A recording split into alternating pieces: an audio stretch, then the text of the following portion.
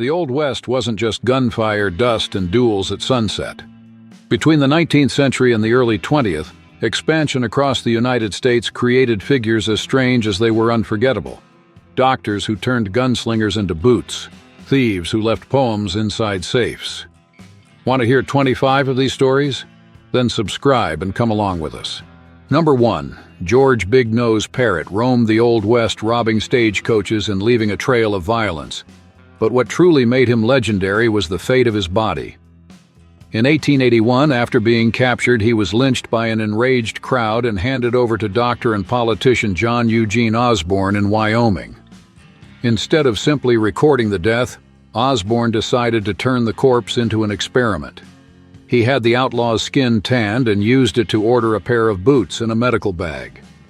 Years later, he actually showed off those boots on the very day he took office as governor of the state, as if he were literally carrying the criminal under his feet.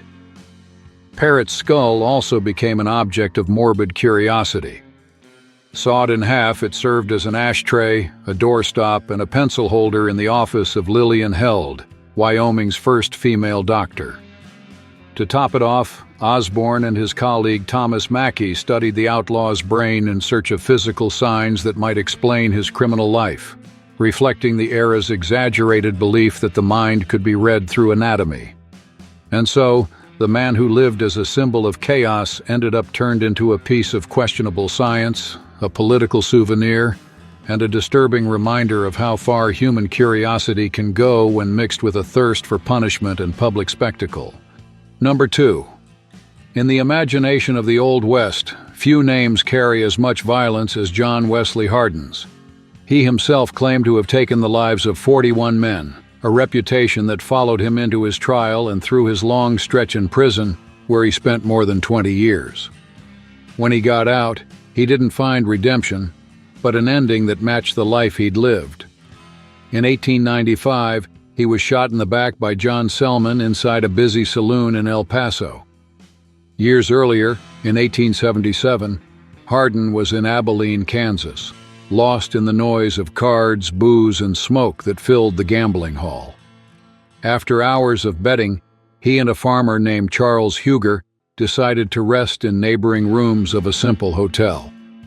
In the middle of the night, the silence was shattered by loud snoring coming from the room next door. Annoyed, Hardin yelled, demanding quiet. When no one answered, he pulled out his revolver, aimed at the thin wooden wall, and fired several times. The bullets went through the divider and hit Huger, who died without even waking up, reduced to just another number in the gunslinger's grim tally. For Hardin, the episode became just another story to tell between drinks and bitter laughs, as if someone else's life were a disposable detail. For those who listened, however, it was clear that around men like him, even a simple sleep problem could turn into a death sentence. Number 3. Fort Griffin, in the heart of Texas, started as a military outpost by Clear Creek and the Brazos, but it quickly became much more than a dot on the map. The makeshift tents turned into saloons, gambling tables, and noisy boarding houses, drawing in everything that wandered the West. Cowboys worn out from long cattle drives, gunslingers looking for quick money, buffalo hunters, outlaws, hustlers, and women who lived off the endless nights. It didn't take long for the town's reputation to spread across the plains and earn it the nickname Babylon on the Brazos. There, nobody asked much about anyone's past. Having a few dollars in your pocket or a gun on your hip was enough to find a spot at the bar. In the middle of the smoke, the smell of cheap whiskey, and the rough laughter, walked figures who would later become legends. John Wesley Hardin is said to have walked those dusty streets, carrying his deadly reputation. Doc Holliday appeared among marked cards and half-empty glasses, almost always in the company of Kate, known as Big Nose Kate, used to facing dangerous men without blinking.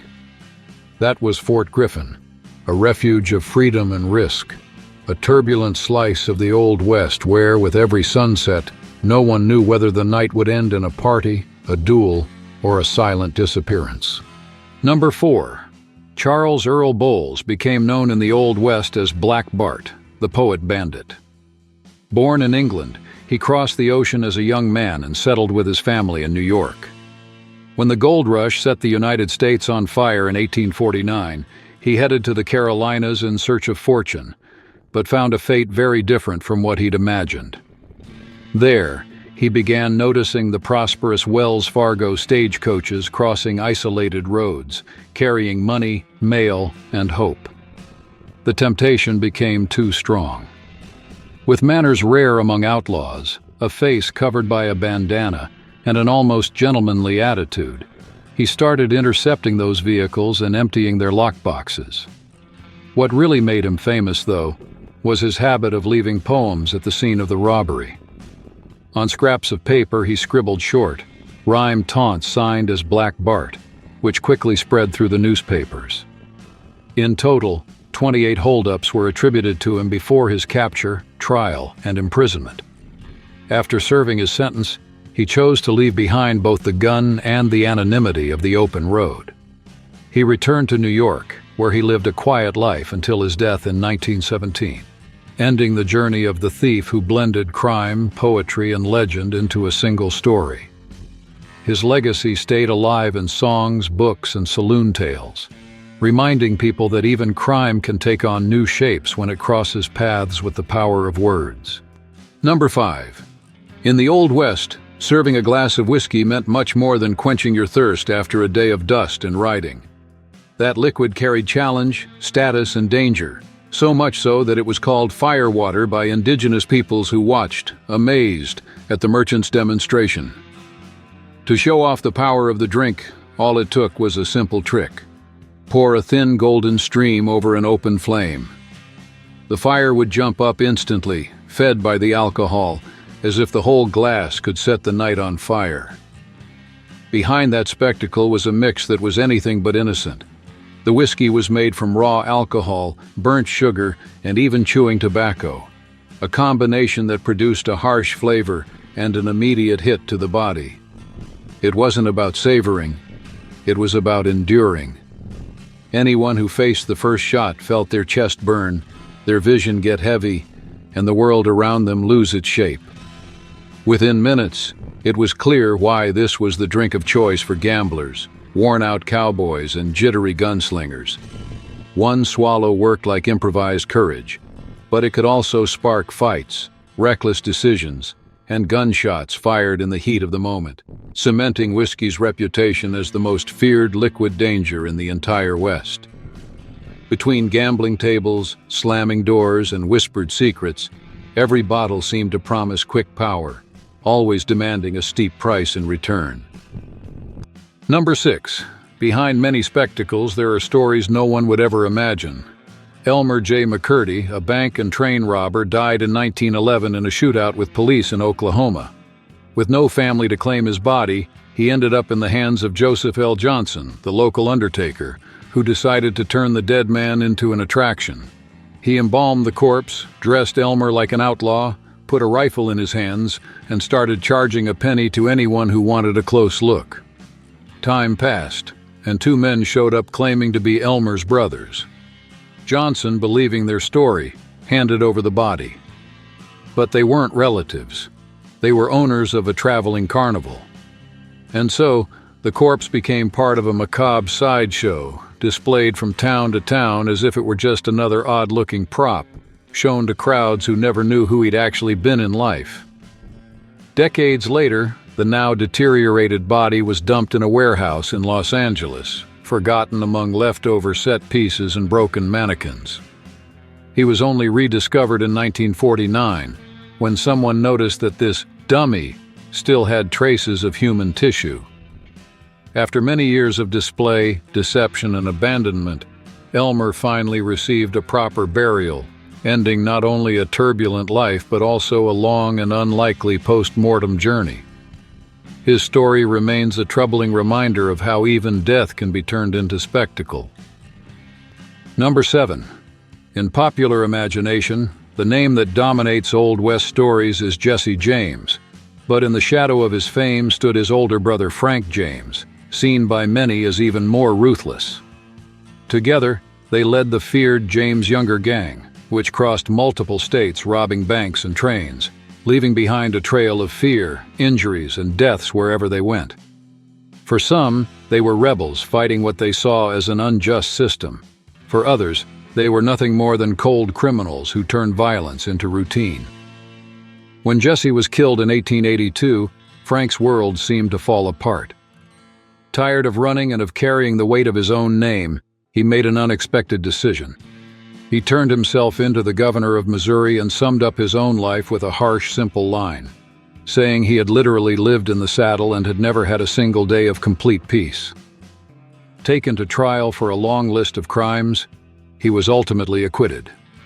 Stepping away from his former life, he spent his last 3 decades working ordinary jobs and trying to build a new identity, until his death in 1915, as a man who had known both the dark glory of crime and the quiet anonymity that came after.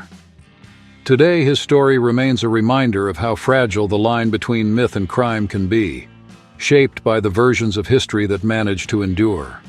Number 8. James Killer. Miller, the feared Deacon Jim, walked between two worlds.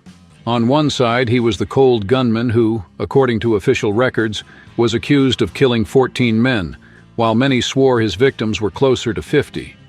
Some were certain he was also behind the death of Pat Garrett, the legendary sheriff who took down Billy the Kid, which only added to the dark aura around his name.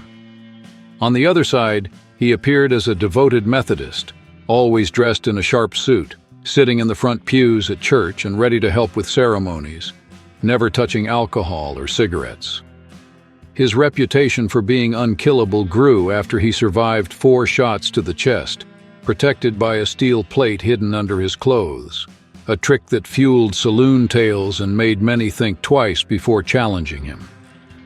In the same region where hymns were heard on Sundays, people whispered about the man who blended devotion with paid killings. In 1909, an enraged crowd decided that official justice was too slow and hanged Miller, ending the life of the killer deacon. The creak of the rope on the gallows became the last legend tied to his name. He entered Old West lore not just for the bodies he left behind, but for the contradiction of a man who prayed in public and, far from the altar, lived by the sight of his gun. Number 9. In 1870, a traveler stopped at a rest point between Elizabethtown and Taos in New Mexico. The cabin was run by Charles Kennedy, a big bearded man, and his wife Rose, a Ute woman. The couple lived there with their 5-year-old son, a sharp-eyed boy who watched every stranger who passed through. When the traveler climbed down from his horse, the boy walked up to him and whispered a warning. His father was a murderer, and he would be the next victim. It sounded like a child's fantasy, but those words hung heavy in the evening air. Moments later, the warning became a sentence. Kennedy waited for the right moment, pulled the trigger, and killed the traveler without hesitation. Then, to silence the only witness who dared to speak, he turned the gun on his own son. It wasn't an isolated incident. For years, Kennedy lured in and killed anyone who crossed his path, stealing whatever they carried. His cabin, lost in the dry landscape of the Old West, became the final stop for travelers who never reached their destination. Over time, the string of disappearances drew attention from nearby communities. Stories of men who left and never returned always pointed back to the same stretch of road. And so, Charles Kennedy's name stopped being just that of a rest stop keeper and took its place among the darkest legends of the Old West, tied to a trail of deaths that marked the territory. Number 10. In the 1870s in rural Kansas, an inn along the trail seemed like nothing more than a refuge for tired travelers. The Benders lived there. John, his wife Elvira, their daughter Katie, and their son John Jr., always ready to serve a meal and offer a bed. Over time, people in the area began to notice a disturbing pattern. Those seen entering the inn were not seen leaving. Abandoned wagons, unanswered letters, and families waiting for news fueled suspicion until rumor turned into direct accusation. Not trusting the distant authorities, neighbors organized searches and entered the property. The dining room looked ordinary, but the floor hid a secret. Under the wooden planks, in a dark cellar, shallow graves began to appear. Every shovelful of dirt revealed another body, some still in travel clothes, each one showing signs of violent death. The discovery sparked panic and outrage. Armed groups formed, determined to track down the Benders. When they were finally found, John, Elvira, and John Jr. were killed by the community. Katie, trapped and surrounded by fire, died in a blaze that ended any chance of a trial. Since then, the story of the Bloody Benders has been told as one of the darkest episodes of the Old West, a reminder that the promise of shelter could hide the final trap. Number 11. In the Old West, poker tables weren't just places for betting. They were survival arenas. Anyone who knew the dangers of that land made sure to sit with their back against the wall, facing the main door, keeping every movement in the saloon within sight. One careless moment could cost you money, your reputation, and often your life. That's what happened in 1876 in Deadwood, in the Dakota Territory. James Butler Hickok, the legendary Wild Bill, walked into the Nutella and Mance saloon and followed his old habit.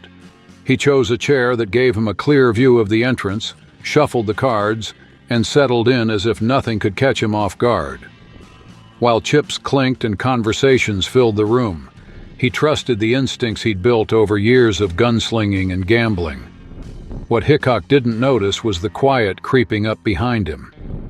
Jack McCall, humiliated in a previous game, decided that revenge wouldn't come at the table, but through a gun. He slipped in through the back door, approached unnoticed, and fired point blank. A single shot cut through the noise of the saloon and sent one of the most feared and talked about names of the Wild West crashing onto his cards. His death spread across the territories and became legend, a reminder that out there, not even the most watchful man controlled the next move. Number 12. Mary Catherine Harney, nicknamed Big Nose Kate because of her large nose, seemed destined for a comfortable life. Born into a wealthy family, she grew up surrounded by privilege until the early death of her parents tore her from that protected world and placed her in a foster home, where she learned early that nothing was guaranteed. Years later, as an adult, she tried to start over with a husband she also lost too soon. Alone once again, she packed her bags and headed to Texas, betting that a new town might give her some control over her own fate. There, she found work in saloons as a dancer and prostitute, moving among gamblers, outlaws, and people living on the razor's edge. It was in that smoky world that she crossed paths with Doc Holliday, the gunman and card player who would later become Wyatt Earp's partner in the famous OK Corral shootout. Their relationship mixed passion, loyalty, and danger. More than a lover, Kate became an accomplice and stepped into his risky schemes. In one of them, realizing Holliday might end up in prison for many years, she set fire to a shed to distract the authorities and create the chaos needed for his escape, proving just how far she was willing to go to avoid losing, once again, the only person she considered family. And in doing so, she cemented her place in the shadows of the Old West. Number 13. In the Old West, the bandana was as important as the hat, the saddle, or the pistol. Life on dusty trails demanded something to protect the face and lungs during days of riding behind cattle, and the cloth tied around the neck did that job with simple efficiency. All you had to do was pull it up over your mouth and nose when the wind kicked up dirt or when rain turned everything into mud. Far from being just decoration, the bandana helped prevent sunburn on the neck, worked as an improvised glove to grab a hot pan, wrapped an injured hand, wiped sweat, and even warmed the ears on nights when the campfire couldn't beat the cold. In tight situations, it could become a tourniquet, a signal for help, or a prearranged marker between companions. There was also a darker side. With one quick motion, the same bandana turned into a mask, hiding the faces of cowboys, thieves, or bounty hunters during bank, stagecoach, or train robberies. Between dust, danger, and necessity, that simple piece of cloth became part of the West's very identity, a symbol of adaptation and of everything a person had to do to stay alive. In saloons and little frontier towns, It followed its owner quietly, tucked in a pocket or hanging from the neck, always ready for whatever came next. That's why, more than an accessory, it became a trademark of that whole territory. Number 14. Alice Ivers arrived in the United States in 1865, leaving behind England and the strict discipline of a girls' boarding school. She settled in Colorado, where the saloons buzzed with music, smoke, and high-stakes gambling. It was in that environment that she, curious and sharp, learned poker and started playing in a saloon in Creede run by Bob Ford, the man who would later become known for killing Jesse James. Over time, Alice became an attraction. The cards seemed to obey her, and her presence drew the attention of anyone who walked through the door. It didn't take long before she earned the nickname Poker Alice. She combined skill and composure with the ability to charm her opponents through talk and calculated glances, pulling in crowds and filling the gaming tables. One night she stunned everyone by winning $6,000, a fortune for that era. But the same life that took her to the top also came with a price. In 1910, during a brawl in one of her own saloons, Alice shot and killed a soldier. The incident ended in jail time and permanently stained the reputation she had built at the poker tables, bringing a bitter end to the career of one of the most talked-about figures in Old West saloons. Even so, her name kept circulating in stories told in dimly lit rooms, as an example of how the search for freedom and fortune could blur into risk, excess, and downfall. Number 15. Pearl Hart was born in Canada, and as a teenager became fascinated with the myth of the Old West after watching a Buffalo Bill show. The sense of freedom and adventure stayed with her so strongly that, at 17, she left her family and headed to Arizona in search of a life of her own. There she met Joe Wood, with whom she became involved both romantically and criminally. The couple lived off small scams until they decided to try something bigger.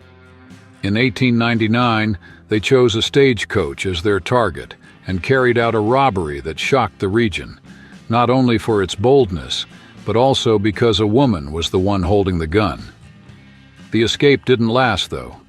Unprepared for the desert, they became disoriented, were found by a patrol, and taken into custody. In jail, Pearl became national news. She was only the second woman to rob a stagecoach and the first to survive to tell the tale. The prison system, however, wasn't built to house women, and after 18 months in an improvised cell, she received a pardon and walked away from the outlaw life, carrying both the fame and the burden of having defied the expectations of her time. Years later, her name would still appear in newspapers, pulp stories, and oral tales, sometimes as a rebellious heroine, sometimes as a criminal, reminding people that the West wasn't shaped only by gunslingers, but also by women determined to write their own destiny. Number 16. In the mid-19th century, riding more than 1,950 miles on horseback sounded like madness. Even so, the Pony Express took on that mission, delivering letters and newspapers from Missouri to Sacramento in record time. About 160 years ago, when the American West was still a land of risks and uncertainty, their deliveries took an average of just 10 days, something impressive even today. The system was ingenious. Along the route, small stations kept fresh horses ready and riders on standby. Every 12 miles, a new horse took over. At key points, the rider was swapped out too. That way, the mail moved almost non-stop, crossing plains, mountains, and deserts with an urgency that foreshadowed modern communication. Even with all that effort, the Pony Express lasted only 18 months.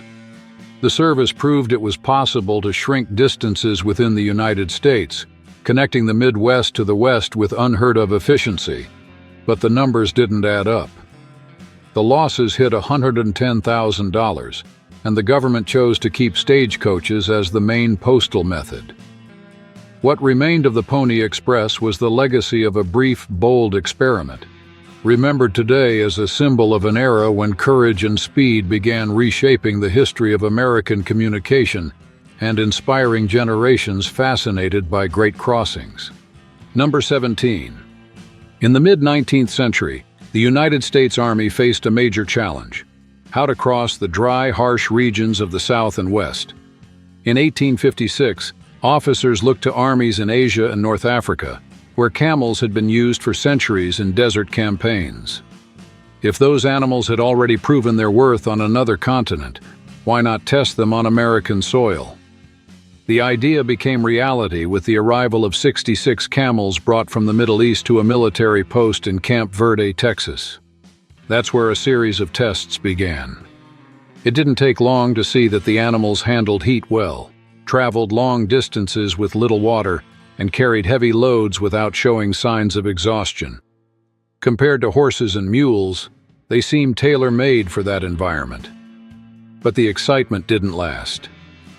Used to the logic of traditional cavalry, many soldiers struggled to deal with the camels, which didn't respond to commands the same way and quickly gained a reputation for being difficult, grumpy, and unpredictable. The relationship was tense, and troop resistance to the new model grew. After the Civil War, the project was shut down, the unit disbanded, and the animals were sold or released. And so the camel experiment in the U.S. Army ended as a brief episode, remembered more as a curious trial than a real shift in the country's military strategy. Number 18. Among the Apache peoples, taking an enemy's scalp worked as both a war trophy and a public record of courage. Each displayed scalp told a story of ambushes, pursuits, and duels, marking the survivor as someone feared both inside and outside the tribe. The act was also part of a prestige system. The more trophies a warrior presented, the greater his voice in councils, the greater his influence over alliances and decisions of attack. With European expansion across North America, settlers quickly noticed the symbolic impact of this ritual and began to imitate it, using the same practice to spread fear, claim bounties, and assert dominance over indigenous rivals, personal enemies, and even neighbors suspected of betrayal. Little by little, the taken scalp stopped being just a native symbol and became a kind of currency of power on the violent frontier of the West. During the American Civil War, this logic reached another level. Groups of Confederate guerrillas, like those led by William "Bloody Bill" Anderson, adopted quick executions followed by scalping as a tool of terror. It wasn't just about winning the battle. The goal was to leave visible marks that would circulate as warnings and constant reminders that, in that conflict, the enemy's body could also be turned into a message. Number 19. Called St. Elmo's fire, the glow that puzzled sailors for centuries appears when the air around them is filled with an intense electric field. The molecules become ionized, and for a few moments the darkness is streaked with bluish or whitish light that seems to dance around masts, ropes, and metal edges during storms. Many sailors saw this silent glow as a mysterious warning, sometimes a sign of protection, other times of imminent danger. Far from the sea, in the dusty expanses of the Old West, the same phenomenon showed up in an even more unsettling way. From time to time, the light would spark on the horns of cattle or outline the ears of horses, as if a cold flame were rising from the animals themselves. At first glance, it was just electricity reacting to the dry air of the plains. But to those who witnessed it, it felt like something else. On nights like that, even famous gunslingers and hardened cowboys hesitated to go near those glowing shapes, as if behind that silent light something ancient were watching their every move. Over time, stories about herds marked by that glow began to circulate among saloons and camps, blending uncertain science, folk belief, and genuine fear. Few could explain what they saw, but no one ever forgot the night when the desert itself seemed to light up from within. Number 20. When we think of Western movies, we almost always picture only white cowboys riding across the plains. But on the 19th century cattle trails, the real scene was very different. It's estimated that about 1 in every 4 cowboys was black. They weren't on the sidelines. They were a central part of the work that kept the big ranches running. From sunrise to night, they drove herds over long distances, branded and marked cattle, broke wild horses, and competed in events that would later become modern rodeos. During the Civil War, many white ranch owners left for the front and put their land in the hands of enslaved people who took over the daily work and kept the ranches alive. After the war and emancipation, many of these men, now free, continued working as cowboys, finding in that experience a path to income and autonomy. Their techniques, songs, and stories passed through generations, but were almost always credited to others. Although their role was essential in shaping the image of the American West, much of that presence was erased, and revisiting their stories also means changing how we see that era, making room for a past that is fuller and truer. Number 21. In the Old West, bounty hunting was a brutal job. The money only came when the wanted man's body was delivered to the authorities, whole and in plain sight.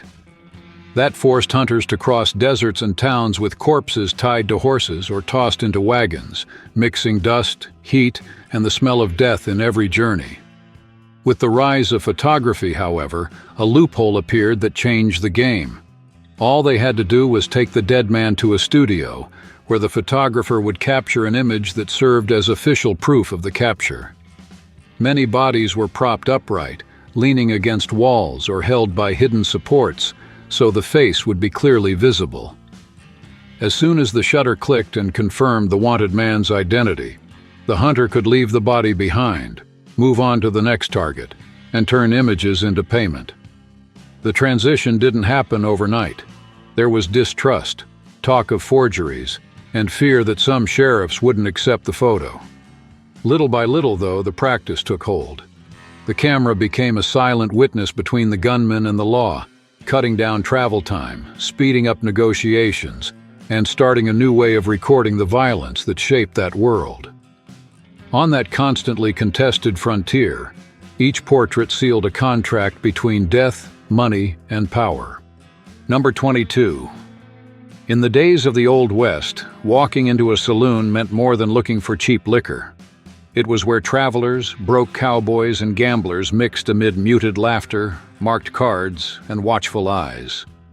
One unpaid bet or a wrong comment was enough for the chatter to stop and a hand to slide toward a holster, changing the whole atmosphere in seconds. These places, which now look like adventure settings, were part of daily life on the frontier. Meeting spot, shelter, a place for risky deals and fragile alliances sealed over the counter. Despite the refined image spread by movies with chandeliers and polished pianos, the first saloons were simple wooden structures, makeshift shacks that barely held up against the wind and the dust of dirt roads. Only later, as towns grew, did more polished facades and carefully planned decor appear to attract outsiders. Among these saloons, the Long Branch Saloon in Kansas City became a reference point and still draws visitors interested in touching that past up close.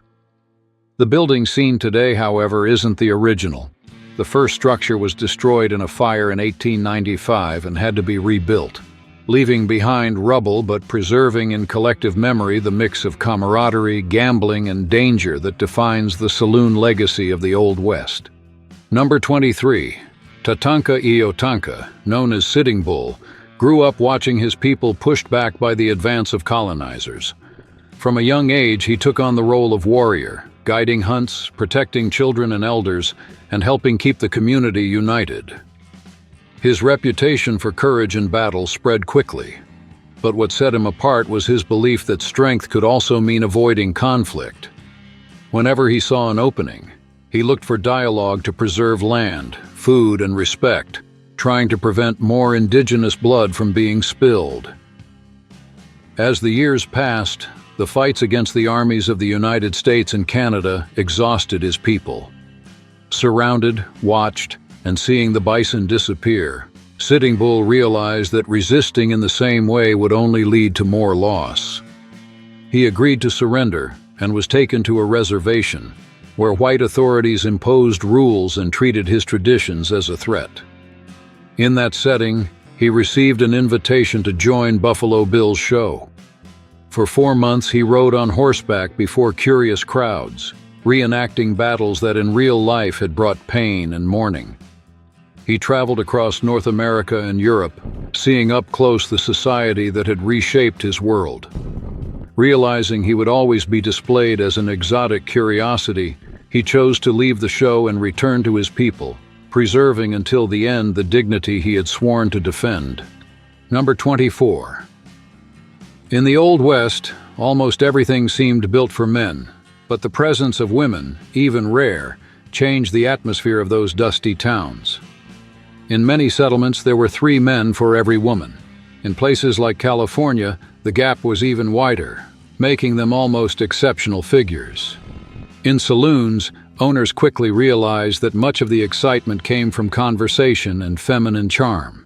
So women were hired to sing, dance, lead toasts, and keep the place lively. They weren't there just as decoration. Their ability to listen to stories, spark laughter, and suggest another round kept money flowing and the business alive. The image of these workers was often reduced to the idea of prostitution, erasing the complexity of their choices and paths. Not all of them sold their bodies. Many demanded respect, set boundaries, and were seen as true ladies by the regulars. Some supported families from afar. Others were trying to rebuild their lives after losses or escapes. Amid gunshots, card games, and broken bottles, these women carved out, in their own way, a space for themselves in a world that insisted on denying them one, leaving marks that were discreet but decisive in the history of the West. Number 25. Geronimo, an Apache leader, became known as a tireless warrior in the face of the United States and Mexico's advance over his people's lands. Born in Sonora, in northern Mexico, he was taken as a young man to a village in what is now New Mexico, where he learned to hunt, trade, and above all, protect his people. For years, he refused to accept the idea of seeing the Apache confined to reservations far from their territories. He led escapes, fights, and broken agreements, challenging soldiers from 2 countries and becoming a symbol of indigenous resistance. Eventually, though, military pressure and a lack of resources took their toll, and he surrendered. In his later years, he lived under surveillance, converted to Christianity, and earned some money selling bows, arrows, and signed photographs to curious visitors. The image of the former chief on public display reveals not only defeat, but also the forced adaptation that marked the lives of many native peoples. If the world of the Old West sparks your imagination, tell us in the comments which movies, series, or books about this era caught your attention the most. Do you have a favorite Western, or have you ever watched a show inspired by that time? Don't forget to like the video, share the link with friends and family, and subscribe to the channel to follow the next stories.